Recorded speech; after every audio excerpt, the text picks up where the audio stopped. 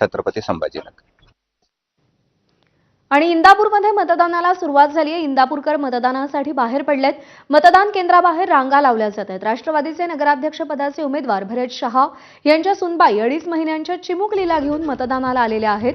भरत शहा आणि त्यांच्या सुनबाई तसंच मुलाशी संवाद साधलाय जयदीप भगत यांनी.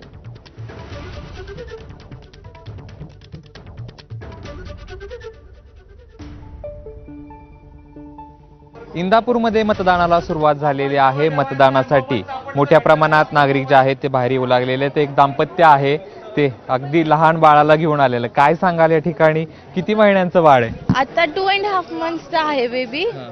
तर तिचे दादा आज उमेदवार आहेत नगराध्यक्ष पदाचे भरत शहा. तिचे दादा आहेत, त्यामुळे ती आली आणि हा मुलगा शर्विल तो पण आला आहे. काय सांगाल? खरं तर मतदान आहे इंदापूरकडे, अवघ्या जिल्ह्याचं नाही तर राज्याचं लक्ष लागलेलं. एकंदरीत खूप अशी टप लढाई आणि त्याच्यामध्ये मतदान करायला आलं. काय नाही, एकतर्फी लढाई आहे. भरत शहा यांचा नगराध्यक्षपदाचा विजय होणार आहे. सर्वच्या सर्व उमेदवार राष्ट्रवादीचे उमेदवार आहेत, ते निश्चितच निवडून येणार आहेत, त्यात काही शंका नाही आहे. आणि मतदान करायला इथे आलेलो आहे. उत्स्फूर्त प्रतिसाद आहे इथे. बाळ या ठिकाणी आलेलं आहे थंडीच्या दिवसामध्ये. अगदी काय भावना आहेत?